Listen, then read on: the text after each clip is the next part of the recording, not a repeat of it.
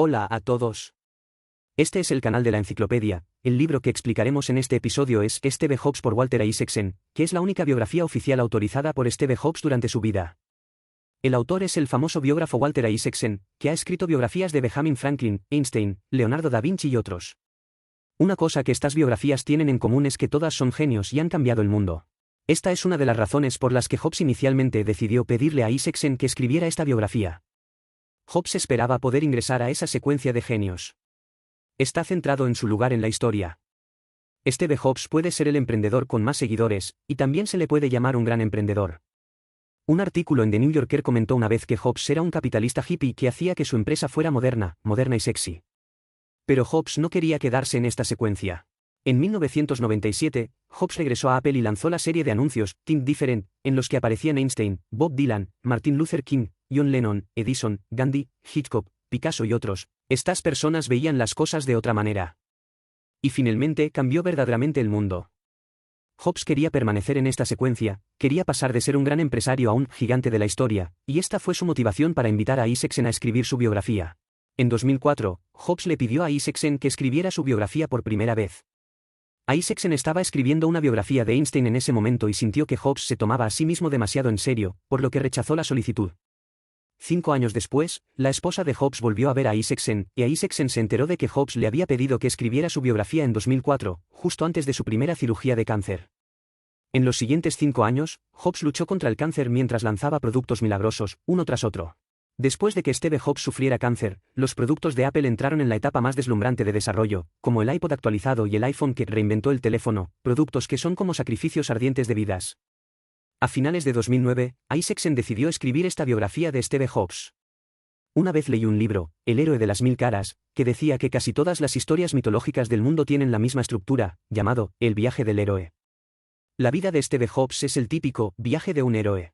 Fundó Apple con sus amigos en el garaje de sus padres a una edad temprana, se hizo famoso de la noche a la mañana y valió millones. Luego se rebeló contra sus familiares y fue expulsado de Apple.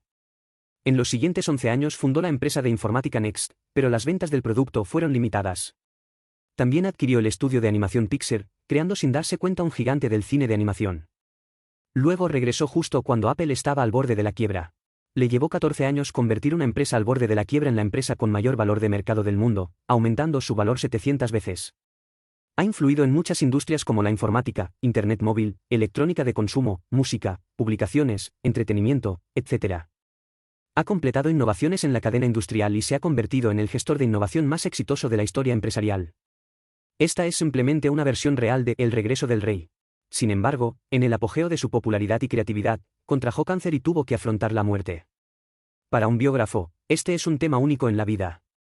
Jobs, un notorio obseso del control, prometió darle a su biógrafo libertad absoluta en el proyecto. El acceso de Isaacson a las entrevistas puede describirse como lujoso. Durante más de 2 años, realizó más de 40 entrevistas con Jobs y también realizó entrevistas sin restricciones con más de 100 familiares, amigos, competidores y colegas de Jobs. Este libro se publicó 19 días después de la muerte de Jobs y, junto con la muerte de Jobs, se convirtió en uno de los acontecimientos más importantes del mundo en 2011. Jobs a menudo se comparaba con Edison, pero a diferencia de Edison, el propio Jobs no inventó nada. La primera computadora personal no fue inventada por Apple, y el mouse no fue su invención. Pixar fue creado por Lucas, y el primer reproductor de música digital La Máquina viene de Singapur. El verdadero talento de Jobs fue su visión de futuro. Al combinar la industria informática con la industria de la electrónica de consumo, creó un estilo de vida marcado por los productos digitales e hizo de Apple el principal proveedor tecnológico de este estilo de vida. Desarrolla, mejora, transforma, finaliza, coordina, cambia e incluso revierte una y otra vez una idea de producto naciente hasta que esté perfecta y lista para la producción en masa, la controla y controla día tras día y semana tras semana. Alientan, involucran, inspiran, reprenden, organizan y elogian a miles de personas para crear un producto que, en última instancia, cabe en su bolsillo, bolso de computadora, escritorio o regazo. Cualquiera que haya utilizado de forma crítica productos digitales, ya sea hardware, software o contenidos, puede imaginar la dificultad y complejidad de este proceso. Para algunos, Jobs era un ícono divino. Para algunos, Jobs era un gran director de producto. Para algunos, Jobs era un competidor alternativo. ¿Qué tipo de persona es el verdadero Steve Jobs? ¿De dónde surge su creatividad, imaginación y afán por la innovación continua? ¿Qué creencias y valores impulsan sus actividades de toda la vida? ¿Qué pasa con los aspectos egoístas, violentos y despiadados de su vida personal y su estilo de gestión? ¿En qué medida la manzana es producto de su personalidad y en qué medida es resultado de su compromiso con el medio ambiente? Las respuestas a estas preguntas se pueden encontrar en este libro. Una buena biografía siempre contará experiencias que parecen ser las mismas que las de la gente común: agravios infantiles, juventud ambiciosa, pérdidas y fracasos, falta de voluntad, compromisos y paranoia. Una buena biografía también contará cómo una persona enfrentó estos agravios, ambiciones, fracasos y falta de voluntad. Al hablar de filosofía del diseño, Steve Jobs dijo una vez que cuanto más amplia sea la comprensión de la experiencia humana, mejor será el diseño que podremos ver. Ahora, experimentemos la historia de vida de Steve Jobs. A continuación, explicaremos este libro en 3 partes. En la primera parte, presentaré la vida de Steve Jobs antes de fundar Apple. A medida que Jobs crecía, lo que moldeó su personalidad y su forma de ver el mundo. En la segunda parte analizaré la relación entre los rasgos de personalidad de Jobs y los productos Apple. ¿Cómo afectó a Apple el perfeccionismo y la personalidad egoísta, irritable y controladora de Jobs? En la tercera parte, analizamos la transformación de Jobs, o su camino hacia la madurez. En los 11 años transcurridos desde que dejó Apple, ¿qué magníficos fracasos experimentó Jobs y qué aprendió de esos fracasos? Primera parte. Bien, vayamos a la primera parte, la vida de Jobs antes de fundar Apple. Durante el crecimiento de Steve Jobs, ¿qué factores tuvieron un impacto importante en su personalidad futura y en su forma de ver el mundo? Cuando Jobs era niño, hubo 2 cosas que tuvieron un profundo impacto en él.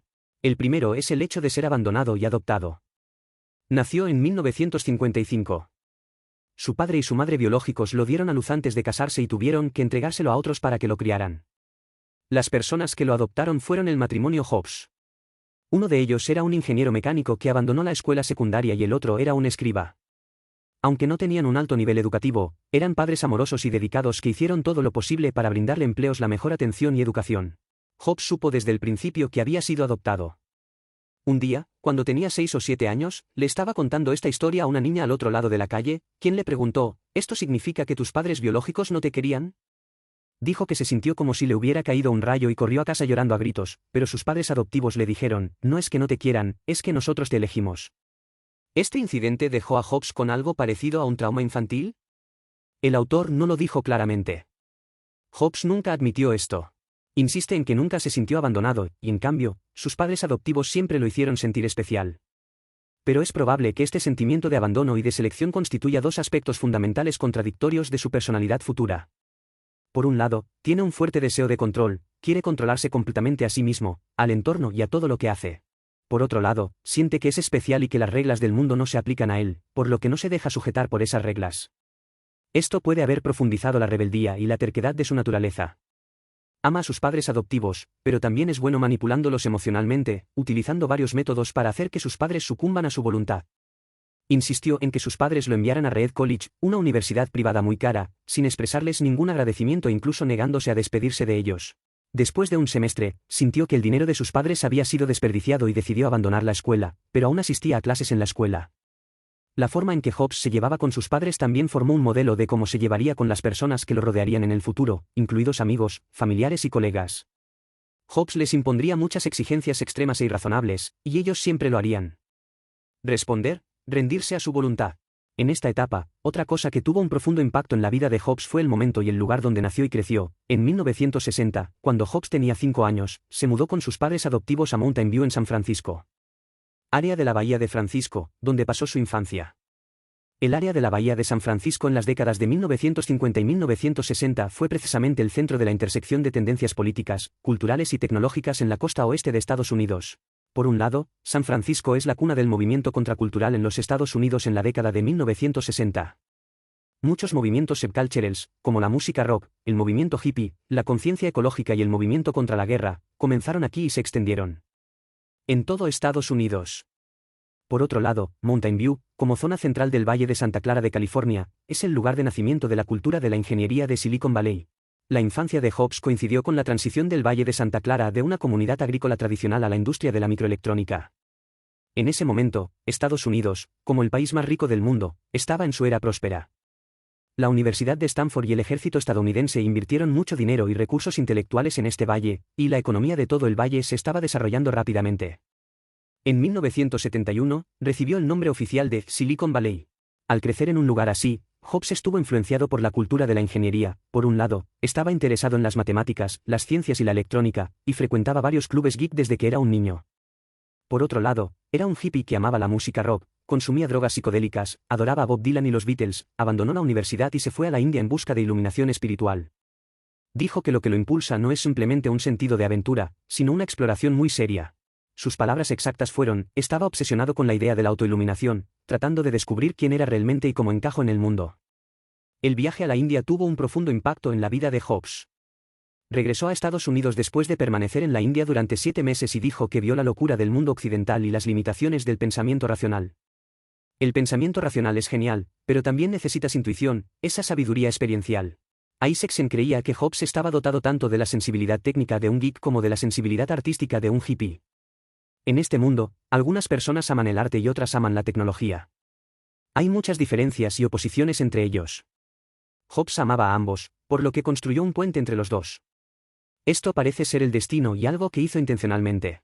Uno de los ídolos de los primeros años de Hobbes, el fundador de Polaroid, Edwin Land, le dijo desde el principio que de la intersección de la ciencia y el arte es de donde proviene la creatividad. Hobbes usó una imagen muchas veces en las conferencias de prensa de Apple. La imagen mostraba 2 señales de tráfico que se cruzaban, una era Humanities and Arts Road y la otra era Technology Road, y él estaba parado en la intersección de estas 2 carreteras. Apple stands ahí también. En todos los productos Apple, la tecnología debe combinarse con un diseño, apariencia, sensación, sofisticación, humanidad e incluso romance perfectos. Sin embargo, Hobbes se encontraba en esta encrucijada, algo fuera de sintonía con el mundo en general, y era considerado un bicho raro o incluso un loco. Gracias a la especial tolerancia y protección de Silicon Valley hacia estas personas. Sin esta tolerancia y protección, habría sido mucho más difícil, o casi imposible, para Hobbes alcanzar sus logros futuros. He aquí un ejemplo sencillo. Cuando Hobbes tenía 13 años se unió al HP Explorer Club. Para conseguir algunas piezas fabricadas por HP, llamó directamente a Bill Hewlett, el CEO de HP en ese momento. En ese momento, todos los números de teléfono estaban registrados y podían ser fácilmente, miró hacia arriba. La otra parte no solo contestó el teléfono, sino que también charló con él durante 20 minutos. No solo le dieron los papeles que quería, sino que también le dieron una pasantía de verano. La confianza de Hobbes en sí mismo, en Silicon Valley y en la tecnología se fue acumulando lentamente en la atmósfera tolerante de Silicon Valley. Resumamos brevemente el contenido de la primera parte. Presentamos 2 acontecimientos de la infancia de Hobbes que tuvieron un profundo impacto en su vida. Primero, fue abandonado por sus padres biológicos, pero fue cuidado por su padre y su madre adoptivos. Este incidente le dio pleno control sobre el mundo exterior y al mismo tiempo sintió que era especial y las reglas del mundo no se aplicaba a él. La segunda es que nació y creció en San Francisco y Silicon Valley, lo que le permitió situarse desde el principio en la intersección entre la ciencia y el arte. Tiene a la vez la sensibilidad técnica de un geek y la sensibilidad artística de un hippie, lo que es un regalo muy raro. La segunda parte. A continuación, hablemos de la segunda parte, la relación entre los rasgos de personalidad de Hobbes y los productos Apple. Steve Jobs era sin duda un alma compleja. Por un lado, tiene una pasión fanática por la belleza, el diseño y la tecnología, pero por otro, su carácter es egoísta, irritable, extremadamente controlador e incluso despiadado. La pregunta es, ¿son inevitables ambas cosas? Mucha gente dice que Apple es producto de la personalidad de Steve Jobs. ¿Hay algo de verdad en esta afirmación? Respecto a estas cuestiones, la visión general del autor es que la esencia del éxito de Jobs reside precisamente en su perfecta integración de diversas personalidades y comportamientos contradictorios. De hecho, Apple es, hasta cierto punto, un producto de la personalidad de Jobs. Al menos gran parte del lado malo de su carácter está relacionado con su pasión por la belleza, el diseño, los productos y la construcción de un legado de empresa. En primer lugar, las tendencias perfeccionistas y la extrema atención a los detalles de Jobs fueron influenciadas por primera vez por su padre adoptivo, Steve Jobs Sr. Su padre adoptivo, un maquinista, le enseñó desde pequeño que la búsqueda de la perfección significa que debes hacer lo mejor que puedas incluso donde otros no pueden verlo. Por ejemplo, cuando estaban pintando juntos la valla delante de la casa, Jobs padre le dijo que la parte trasera de la valla también debía pintarse perfectamente. Porque aunque otros no puedan ver estos lugares, tú puedes verlos tú mismo. Un verdadero artista nunca hace concesiones ni toma atajos. Desde el momento en que Jobs y Wozniak estaban jugueteando con las computadoras de primera generación de Apple en el garaje de su padre adoptivo, hasta los iPods, iPhones, iPads e incluso las tiendas minoristas de Apple, Jobs siempre se adhirió a este principio. Para funcionar, desde el software hasta el hardware, debe ser extremadamente perfecto. Incluso si este tipo de perfeccionismo perjudica los costos, los cronogramas de construcción y los beneficios, ejerce una gran presión sobre sus empleados y hiere sus sentimientos, él aún se apega a sus opiniones. Por ejemplo, cuando desarrolló la computadora de segunda generación de Apple, rechazó el diseño de la placa de circuito original porque las líneas internas no eran lo suficientemente rectas. Al desarrollar la computadora Macintosh, estaba obsesionado con el diseño de fuentes, qué tipo de fuentes se veían mejor, qué tipo de disposición de espaciado era la más razonable, qué tipo de diseño era el más elegante. La gente a su alrededor sentía que había sacrificado lo mejor porque sí. Las fuentes simplemente no merecen el tiempo y el esfuerzo. Al desarrollar el iMac, para diseñar la carcasa de plástico perfecta, llevó al equipo de diseño a visitar una fábrica que produce gominolas para aprender cómo hacer que los colores translúcidos sean más vibrantes. Al diseñar la decoración de las tiendas minoristas de Apple, consideró que los pisos de madera de colores claros eran demasiado mediocres y tuvo que importar una piedra gris azulada cuidadosamente seleccionada. Aunque se puede simular el mismo color y textura con hormigón por un 10% del coste, todavía tiene que utilizar productos importados. Respecto al perfeccionismo de Jobs, uno de los detalles más conmovedores del libro es que una vez su cáncer empeoró y fue hospitalizado, estuvo varios días en coma en la unidad de cuidados intensivos y recién despertó. El médico quería ponerle una máscara, pero en realidad no le gustaba la máscara, era demasiado fea para usarla. Le pidió al médico que le trajera 5 mascarillas diferentes para elegir. También odiaba el monitor de oxígeno colocado en su dedo, diciendo que era demasiado difícil y complicado, y ofreció un montón de sugerencias sobre cómo hacerlo más simple. Incluso cuando estaba muriendo, no cambió su fuerte deseo de control y perseverancia en el diseño. El perfeccionista de Jobs, por un lado, es extremadamente exigente con los diseños de otras personas y, por otro lado, no permite que otros toquen sus diseños en absoluto. Había planeado permitir que el ordenador de segunda generación de Apple solo tuviera 2 ranuras de expansión, una para una impresora y otra para un módem, pero Wozniak se opuso. Wozniak acabó instalando 8 ranuras de expansión en el ordenador de segunda generación. Pero a partir de Macintosh, Jobs ya no podía tolerar que la gente insertara aleatoriamente placas de circuitos en ranuras de expansión y arruinara su elegante diseño. Su producto debe ser un entorno completo, cerrado. Por lo tanto, el Macintosh no solo no tenía ranuras de expansión, sino que los usuarios ni siquiera podían abrir la carcasa para acceder a la placa base, sino que solo los empleados de Apple podían abrirla con herramientas especiales. Este diseño ha continuado hasta el día de hoy y se ha convertido en el diseño estándar de los ordenadores Apple. Tanto Microsoft en la década de 1980 como Google ahora han adoptado un enfoque más abierto, permitiendo que sus sistemas operativos y hardware sean utilizados por diferentes fabricantes de hardware, enfoque que alguna vez se consideró un modelo de negocios más exitoso. Sin embargo, Jobs insistió en que este enfoque solo produciría productos inferiores. Lo que quería era un control general de extremo a extremo. Isaacson cree que este sentido de responsabilidad obsesivo-compulsivo y holístico surge en parte de la personalidad extremadamente controladora de Jobs y en parte de su búsqueda extrema del perfeccionismo. La idea de que el software de Apple se ejecutara en el hardware mediocre de otras empresas le dejaba a Jobs noches sin dormir. Del mismo modo, le resulta difícil tolerar que aplicaciones y contenidos no autorizados arruinen la perfección de los productos Apple. Cuando el deseo de control y perfeccionismo de Jobs llegue a su extremo, se creará un extraño campo de distorsión de la realidad. El llamado campo de distorsión de la realidad significa que Jobs tiene una aura poderosa que puede distorsionar la realidad y hacer que él y los demás crean cosas que es imposible que sucedan en la realidad. Así analiza Isaacson los orígenes del campo de distorsión de la realidad. Él cree que Jobs tiene una creencia inquebrantable en lo profundo de su corazón. Hay algunas personas en este mundo que son muy especiales, como él mismo, Einstein, Gandhi, etc. Son elegidos e inspirados por Dios, por lo que las reglas del mundo real no se aplican a ellos y pueden ignorarlas o crear otras nuevas. Entonces, cuando la realidad fue inconsistente con los deseos de Jobs, la ignoró. Hace muchos años, cuando nació su hija Lisa, él no quería ser padre, por lo que se negó a reconocer a Lisa como su hija y se negó a asumir las responsabilidades de un padre. Años más tarde, cuando le diagnosticaron cáncer por primera vez, tampoco estaba dispuesto a afrontar la realidad y se negó a buscar tratamiento médico formal, sino que probó un montón de terapias alternativas poco fiables, que finalmente provocaron que su enfermedad empeorara y situación fuera de control. Incluso en sus habituales pequeños actos de rebelión, como no llevar matrícula en el coche o aparcar en un espacio para discapacitados, se comporta como si no estuviera en absoluto limitado por las reglas y la realidad. Se podría pensar que el llamado campo de distorsión de la realidad es solo una buena manera de expresar la mala educación y las mentiras de Jobs. De hecho, muchos de nuestros logros científicos y tecnológicos actuales no fueron más que un dibujo, una idea o una historia en los primeros tiempos. Es simplemente razonar o contar una posibilidad de cierta manera, pero como aún no ha sucedido, es solo una historia. Pero una vez inspirada creativamente, la posibilidad se convierte en una necesidad y la ficción se convierte en realidad. Muchas personas que han trabajado con Jobs admiten que, aunque el campo de distorsión de la realidad de Jobs les causó mucho dolor, en muchos casos los llevó a desempeñarse más allá de su nivel. Por ejemplo, una vez Jobs irrumpió en la oficina de Larry Kenyon, el diseñador del sistema operativo Macintosh, y se quejó de que la computadora tardaba demasiado en arrancar. Kenyon comenzó a explicar por qué no había manera de acortar el tiempo de inicio. Jobs lo interrumpió y dijo, si puedes salvar vidas, ¿puedes encontrar una manera de acortar el tiempo de inicio en 10 segundos? Mientras decía, caminó hacia la pizarra y mostró: si hay 500 millones de personas que utilizan Mac, y si el tiempo de inicio de la computadora se reduce en 10 segundos cada día, se ahorrarán aproximadamente 3 millones de horas al año, lo que equivale a salvar 100 vidas cada año. Kenyon estaba convencido. Unas semanas más tarde, Kenyon redujo en 28 segundos el tiempo de inicio de la computadora. Cuando se finalizó el diseño final de Macintosh, Jobs reunió a todos los miembros del equipo para una ceremonia de firma muy formal. La firma de cada persona fue grabada solemnemente en la placa de circuito del Macintosh. Como acabamos de decir, la computadora Macintosh tiene un diseño cerrado y los usuarios no pueden abrirla. Nadie verá estos nombres excepto las personas que reparan computadoras, pero estos empleados reciben un incentivo especial. Así es como Steve fue inspirador, y la mejor motivación del mundo es un grupo de personas talentosas que se unen para crear algo grandioso.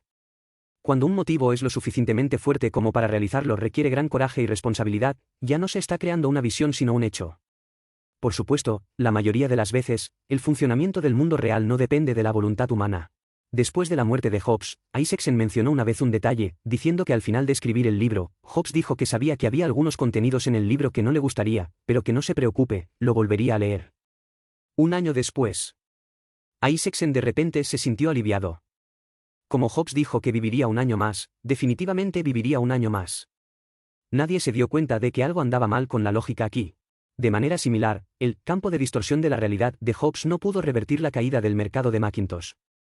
Aunque Macintosh era conceptualmente más avanzado, incluyendo un sistema operativo de interfaz gráfica líder y las ventajas del funcionamiento del mouse, tenía memoria insuficiente, no tenía un disco duro incorporado y funcionaba muy lentamente. Además, a Jobs no le gustaban los ventiladores y creía que aumentarían el ruido de la computadora, por lo que el Macintosh no tenía ventiladores y tenía una mala disipación del calor, lo que provocaba que muchos componentes funcionaran mal. Por lo tanto, aunque la computadora Macintosh era muy popular cuando se lanzó por primera vez, después de que los usuarios descubrieron sus deficiencias, Macintosh gradualmente perdió mercado y perdió frente al sistema Windows de Microsoft. Aunque Windows no es tan avanzado técnicamente como Mac, Microsoft es más abierto y orientado al mercado, y ha llegado a alianzas con Intel y varios fabricantes de PC. El desempeño del Macintosh en el mercado intensificó el conflicto entre Jobs y la junta directiva de Apple. Finalmente, Jobs fue expulsado de la empresa por la junta directiva y abandonó la Apple que fundó. Para resumir brevemente el contenido de la segunda parte, hablamos sobre la apasionada pasión de Jobs por la belleza y el diseño, sus tendencias perfeccionistas y su fuerte deseo de control, y cómo todo esto creó su campo de distorsión de la realidad. Este campo de distorsión de la realidad a veces puede generar grandes logros, pero a veces también le lleva a tomar muchas decisiones irracionales, que incluso le llevan a consecuencias desastrosas, incluida su expulsión de la junta directiva de Apple. La tercera parte. A continuación, entraremos en la tercera parte, la transformación del empleo o camino hacia la madurez. Jobs se hizo famoso cuando era adolescente, y cuando tenía 20 años, estuvo a la vanguardia de la época como un revolucionario. Los 11 años posteriores a su salida de Apple fueron para el 11 años de silencio, ya fuera Next, que él mismo fundó, Pixar, que luego adquirió de George Lucas, no logró ningún logro. No fue hasta los 40 años, en 1995, que las cosas cambiaron. Primero, se estrenó Toy Story, el primer largometraje de animación en 3D producido por Pixar, que se convirtió en la película más taquillera del momento. Al año siguiente, Apple adquirió Next y Jobs aprovechó esta oportunidad para regresar a Apple y poner un pie en una montaña más alta en su vida. Pero los 11 años de silencio fueron muy importantes para Jobs. Las palabras originales de Isaacson fueron: su gran éxito posterior no se debió a su renuncia en Apple, sino a sus magníficos fracasos después de su renuncia. Entonces, ¿qué magníficos fracasos experimentó Jobs y qué aprendió de estos magníficos fracasos? Primero hablemos de su experiencia en Next. Después de dejar Apple, Jobs fundó Next. En esta nueva empresa, Jobs finalmente pudo dar rienda suelta a todos sus instintos naturales. Satisfizo su amor por el diseño y le pidió a un famoso diseñador que diseñara un logotipo para la empresa, lo que le costó $1 millón. Se entregó a su perfeccionismo en los detalles, la apariencia de la máquina debía ser la de un cubo liso y hermoso, y los tornillos dentro de la máquina debían tener revestimientos costosos, e incluso insistió en pintar el interior del cubo de negro mate. Pidió a los ingenieros que personalizaran los chips para las computadoras Next, integraran múltiples funciones en un chip y modificaran constantemente las funciones que deseaba, de modo que el progreso del desarrollo se retrasara repetidamente. También revisó obsesivamente la combinación de colores de la fábrica, y la maquinaria, el equipo y las líneas de montaje automáticas fueron pintados con spray una y otra vez. En Next veremos una recreación de todas las experiencias pasadas de Jobs, como su gran pasión por el diseño y la estética, su campo de distorsión de la realidad, sus mejores habilidades de persuasión, el lanzamiento perfecto. Y otro fracaso más. Su objetivo original era construir una computadora potente y asequible para el mercado educativo de alto nivel, y el resultado que obtuvo fue un cubo de aspecto perfecto, tan potente, tan caro y tan poco práctico que tuvo que renunciar al hardware y convertirse en una empresa de software puro. Este asunto iba en contra de su concepto básico de integrar software y hardware, lo que lo hacía particularmente doloroso. Estos fracasos lo obligaron a reflexionar sobre algunas de sus propias deficiencias, como si era demasiado paranoico con respecto a los detalles, si su deseo de control oscurecía su juicio sobre el mercado, y lo que es más importante, ¿realmente siempre tuvo razón? Aunque no hay respuestas a estas preguntas, para Jobs su voluntad de reflexionar ya supone un gran cambio. Hablemos de Pixar nuevamente. Jobs compró Pixar en Emasen Studios al gran director George Lucas. En ese momento, el negocio principal de Pixar era vender un software llamado Pixar RenderMan, y también estaba investigando una computadora de imágenes de alta gama que pudiera producir animaciones, integrando software y hardware, en línea con la constante filosofía de Jobs. Sin embargo, el negocio de investigación informática de Pixar fracasó y otras empresas no tenían potencial para seguir creciendo. Durante 10 años, no pudo llegar a fin de mes, dependiendo de Jobs para emitir cheques personales para mantener las operaciones normales. Hasta que se estrenó el largometraje de animación en 3D, Toy Story. Fue en Pixar donde Jobs aprendió a frenar su deseo de control hasta cierto punto y a dar al personal creativo la libertad de ser creativo. La forma en que Catmull, el líder espiritual de Pixar, dirige a sus empleados probablemente tuvo una cierta influencia positiva en él. Jobs también aprendió que sus ideas no siempre eran correctas, porque su intención original era que Pixar se concentrara en desarrollar software de gráficos en lugar de hacer películas animadas. Si los genios de Pixar no tuvieran ideas propias e independientes, probablemente serían aplastados por su voluntad. Durante este tiempo, la vida personal de Jobs también sufrió muchos cambios. Su matrimonio con Lauryn Powell le proporcionó estabilidad emocional. Se reunió con su madre biológica y su hermana, hasta cierto punto, reparó su relación con Lisa, la hija que había abandonado. Durante este tiempo, Jobs se volvió más paciente, aprendió a controlar su deseo de control y mejoró en su trabajo con los demás. Esto es muy importante para el éxito futuro de Apple. Tomemos como ejemplo la App Store. Jobs inicialmente se negó a abrirla a desarrolladores externos. No quería que personas externas desarrollaran aplicaciones para el iPhone porque hacerlo podría infectar el iPhone con virus o dañar su integridad. Pero rápidamente se dio cuenta de que estaba equivocado y se le ocurrió una manera de tener lo mejor de ambos mundos, permitir que desarrolladores externos escribieran aplicaciones, incluso para sus competidores, como Kindle, pero los desarrolladores tendrían que seguir estándares estrictos y ser probados por Apple. Tiene aprobación y solo se puede vender a través de la tienda iTunes. Este enfoque mantiene la apertura al tiempo que garantiza suficiente control para proteger la integridad del iPhone y la simplicidad de la experiencia del usuario. La razón por la que Apple se ha convertido en la empresa más valiosa del mundo no es porque Jobs haya creado grandes dispositivos como el iPod, el iPhone y el iPad, sino porque Jobs creó un nuevo ecosistema basado en estos dispositivos. En resumen, el éxito de Apple en los 10 años siguientes no se debió solo a la precisa comprensión de Jobs de la estética pública y el espíritu de la época, sino también a cierto grado de paciencia, cooperación y concesiones que aprendió en el exilio. Eso es todo por la tercera parte. La experiencia de Jobs al fundar Next y adquirir Pixar después de que la junta directiva de Apple lo exiliara fue el punto más bajo de su vida, pero fueron estas experiencias fallidas las que lo remodelaron y lo ayudaron a obtener un mayor éxito después de regresar a Apple. Finalmente, resumamos de qué trata este libro. Primero, hablamos sobre el estatus adoptado de Jobs y cómo el área de la Bahía de San Francisco, donde nació y creció, lo colocó inicialmente en la encrucijada de la tecnología y el arte. Luego, hablamos de la experiencia de Jobs al fundar Apple, especialmente durante el desarrollo de la computadora Macintosh, y observamos la conexión entre la personalidad compleja y extrema de Jobs y los productos que creó. Hay un lado muy malo en su personalidad, pero estos lados oscuros no están aislados, sino que están estrechamente relacionados con su pasión por la belleza, el diseño, los productos y la construcción de un legado de empresa. Su impaciencia es parte de su perfeccionismo, mientras que su dureza es la otra cara de la motivación, y su campo de distorsión de la realidad puede obligar a las personas a realizar tareas imposibles. Finalmente, analizamos los fracasos que Jobs experimentó durante sus 11 años en el exilio y cómo evolucionó a partir de ellos hasta convertirse en un líder empresarial verdaderamente maduro. Este es el final de este programa. ¿Cuáles son sus diferentes opiniones al respecto? Bienvenido a dejar un mensaje para discutir con todos. Oye, si te gusta nuestro canal, suscríbete. Jaja, ¿recuerda que te gusta?